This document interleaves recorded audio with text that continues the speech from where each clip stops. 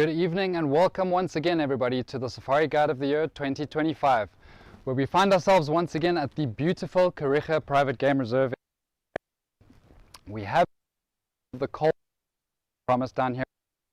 We are right in the middle of the winter season, but the I can tell you is we've had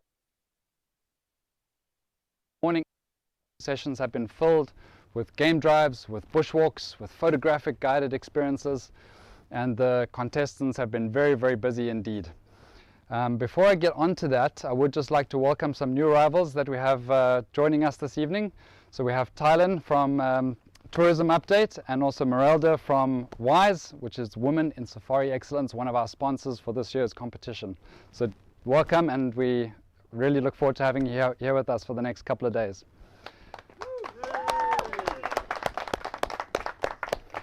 So between all of the activities today, we had a very special event. It's one of the most anticipated events and looked forward to events of this year's competition, which is always the birding category. Now the birding category, instead of going out into the field and identifying birds by sight and sound, that just wouldn't be fair, because there are a lot of variables at play, different weather, different habitats, and the 5 finalists may have different opportunities. So the way that the birding category is assessed is by means of a slide and sound assessment on a computer. Now this is very, very difficult because you're not in the field. You don't know whether that bird is calling way up overhead or down in the thickets. So the finalists really had to rack their brains today. There was lots of head scratching apparently, but from what I hear, the sound was actually much stronger than the actual sight identification today, which is unusual, but the finalists did very, very well, so we'll hear about the results of that in another couple of days. As is our tradition in the evenings, we do gather around for a little bit of fireside chat and storytelling. So this evening I'm going to introduce Jason Gipson from Lion Sands, and he's going to come up and join me on stage. Please come up, Jay. How's it going? And you? Very good, thanks. It's good. Have you been enjoying the competition so far, Jay? Been loving it a bit. It's really a dream come true and more than I expected. So really enjoying it, learned a lot, having fun. Awesome. Been very impressed so far. We've been loving watching you at work. Jay, so I believe that you are currently based at Lion Sands Private Game Reserve. It's a place that's very, very close to my heart. It's where I started my journey as a field guide, so I know exactly what a special place it is, but perhaps you could share for some of our viewers a little bit more about the place. Tell us a little bit more about Lion Sands. So Lion Sands, it's quite special. It's one of the only properties that has a Sabi River in that sort of area and Sabi River frontage, so really dynamic and special habitat. And the sightings and the team there are incredible, so awesome place to be, as you know. Absolutely, and a little bit of combination, not only the Sabi River, but access to the Sand River as well. Exactly, not many properties have that out there. So leopards falling out of every second tree, just about. Basically, yes. Yeah, it's a very special place. You guys are very spoiled. We are indeed. Jay, where did you start your journey? How did you get into field guiding? Sure, it was a dream that came true quite a long time ago. My parents and I used to go away to the bush quite a lot, and so that was a fire that was lit inside of me, and over time, my parents said, well, what would you like to do? Did an aptitude test, and apparently I should be in IT and logistics. But I said no, so I'm here today and basically followed my dreams into Bejo nature training and took it from there. Well, you made the right choice, I can tell. You're in Thank the right you. job. Great. And how long have you been guiding for now? About 7.5 years. Okay. And you were born in Johannesburg, but I do believe that you also have a little bit of a connection here to the Eastern Cape. I do indeed. So I was born in Johannesburg, but now family lives in the Eastern Cape in Bathurst. Nice, so a little bit of a coming of home for you. Exactly, definitely. And I do believe that the team, your team from Lion Sands, I believe that they are watching tonight, so perhaps Indeed. you'd like to give the guys a little bit of a shout out. Hello everybody from Lion Sands and the Moore family. So I'm sure they're all looking forward to your story, and so are we. So I'm going to, without further ado, hand the floor over to you. Perfect. Thank you very much, Please Cameron. have fun and enjoy. Thank you. I hope you're all okay. I'm going to sit down for this. I've got weak knees apparently. So good evening again, everybody. Before I get into the heart of the story, I just want to share a little bit about myself, just so the story makes a bit more sense. People often ask me how I ended up in guiding, and to be honest, it's a little bit unexpected, even for myself. I grew up a pretty shy kid, lacked confidence, and my face would go red at the sound of my own laughter, like a tomato left in the loaf outside for too long.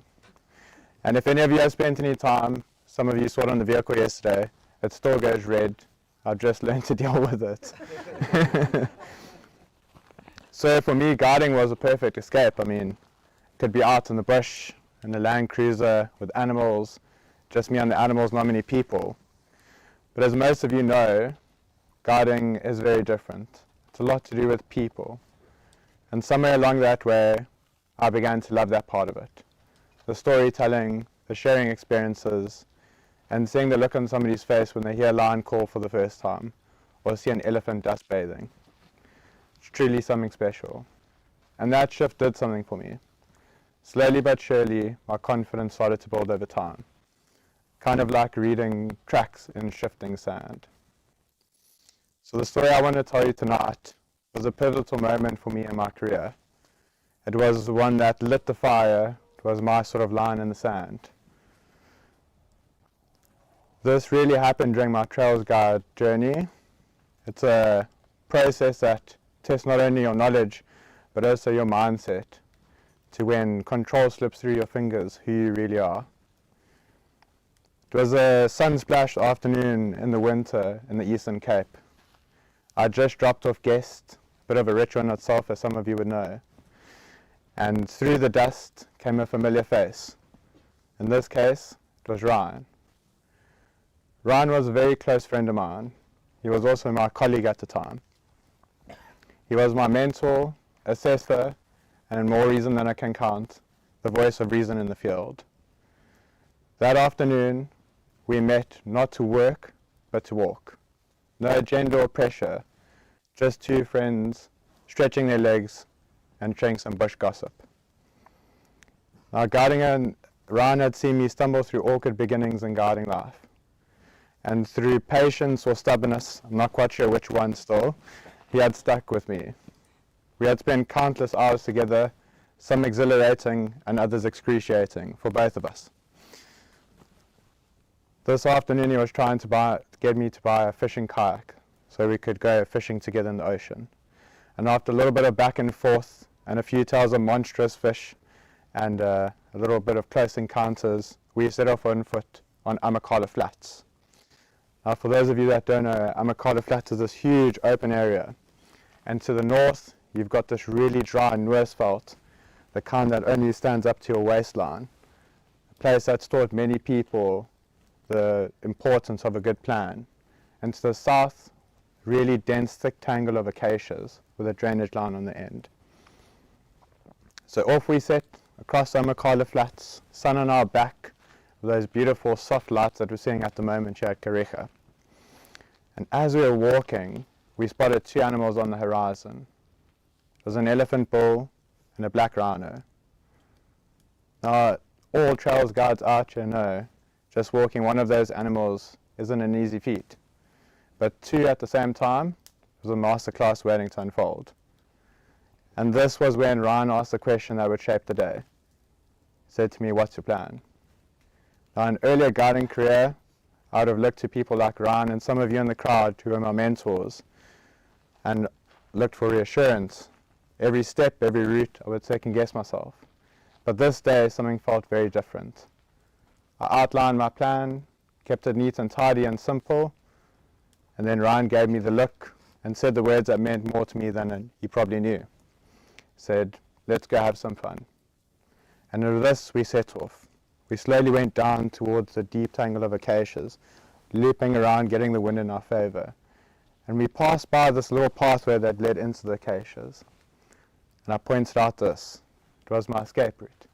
This is very important for all of you, so remember this, okay? It wasn't perfect, but it was good enough. We carried on going, and as we were about to crest a little gentle rise, we almost fell on some fakies. For those of you that don't know what a fakie is, very little slippery succulent that grows on the ground. And after some controlled chaos and silent prayer, we eventually made it. And as we crest this little rise, the type that hides everything in sight until you're right on top of it, the elephant came into view first. Massive and majestic, dusting himself in the afternoon sun. Kind of like those colour festivals you see where everyone takes this powder and throws it up. It's really something to see. There's something so special about being with an animal like that on foot. It humbles you, and you don't just see it, you really feel it.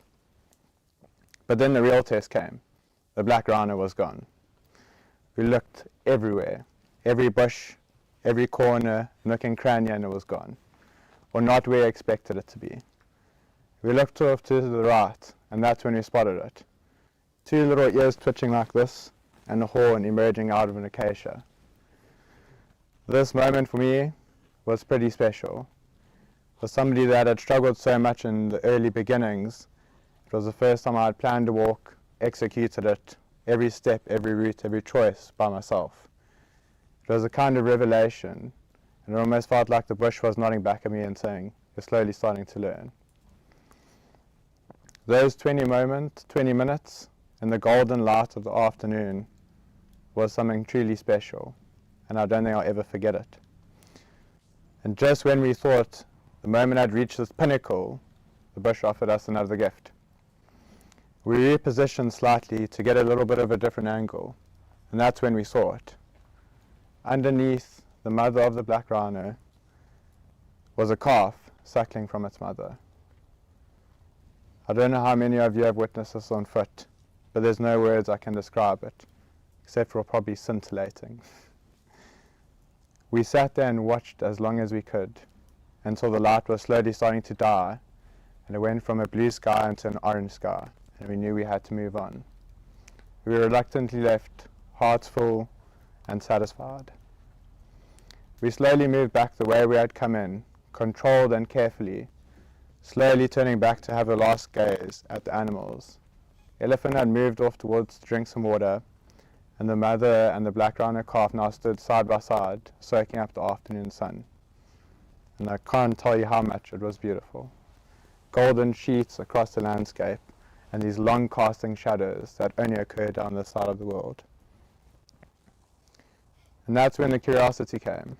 We passed by the game path that I had said earlier. There's something about guides that we do that we repeat, and curiosity gets the better of us. And in this case, we decided, why not take the escape route? After all, it was my plan. And so with my newfound confidence, we decided, let's light the spark and go in there. We slowly moved into this little archway and started going into the acacias. About halfway through, a couple 100 meters in, the wind started to howl. For those of you that haven't been in the Eastern Cape, let me tell you something. When the wind switches out here, it switches suddenly, savagely, and without asking permission. And that's exactly what happened. There's few moments that I can describe what it sounds like to be in an acacia thicket with wind that violent. Everything sounds so close, yet so far away. And that's when Ryan and I turned to each other, pale-faced. We didn't have to say any words, but we knew we needed to get out of here. We pushed through the acacia thickets, dry branches whacking the side of us, and the rustling of leaves filling our ears. And that's when we saw it, a little archway poking out just in front of us. This was our exit. We stopped, we looked, and we listened. I crouched down like this, and as I came through the archway, I saw something. The first thing I saw wasn't a shape or a body or an animal. It was a dark black eye reflecting my own face back at me. And that's when the realization hit me, and the scene unfolded. In front of me stood a white rhino calf only meters away, nostrils flaring, ears twitching, and head tilted up to the side, wondering who the heck this was in front of him. Behind it stood its mother, impossibly grey and loomed and hulking, luckily facing the other way. It wasn't shock or a lack of awareness, it was just that moment where time gets frozen. And that's when I knew the spell was broken, as soon as the white rhino started whistling. For those of you that haven't heard what a white rhino sounds like, it's a bit of a... Sorry, my voice is cracking, but that's what it sounds like. And As that happened, I saw the mother start doing a 360. At this exact moment, I shot my hand back towards Ryan, trying to push and pull at the same time. He thought it was a joke at first, so he swatted my hand. And then he must have realized what was going on, because I felt a yank. It wasn't a little yank, it was a big yank. He pulled me back through the acacias. I don't know what cut me or where. All I remember was a burning sensation inside of my throat as we moved away. It must have looked like a bad remake of a war film. To us, we were ghosts, SAS Special Forces moving through the bush, when in reality we probably sounded like a herd of buffalo running towards water in the afternoon. We didn't stop until we hit the open ground. The colours had now changed to a deep purple and deep blue, and the sun was now gone. We just started laughing.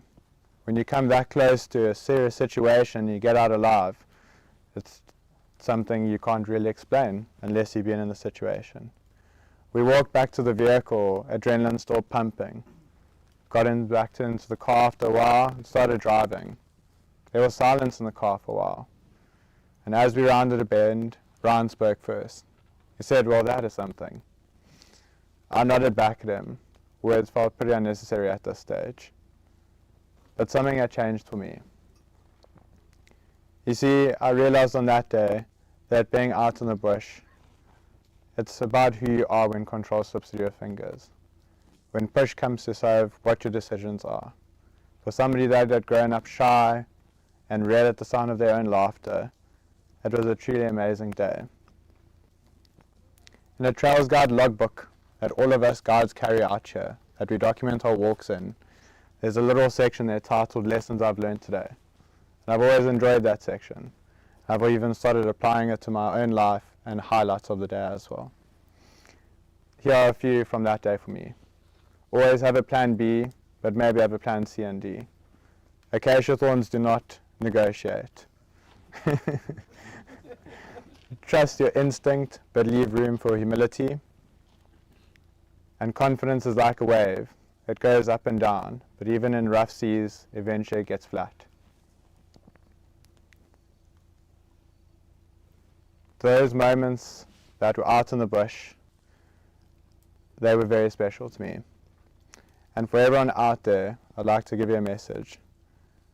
When you're out on a bushwalk, whether it be in your personal life or on a bushwalk for real, sometimes you need to ask yourself the difficult question: are you ready to take the first step? Most of the time the answer is going to be no. But a small technique I've learned is if you count down from 5 to 1 and take that first step, you're going to be shocked, and the bush will give you a nod back. Thank you very much.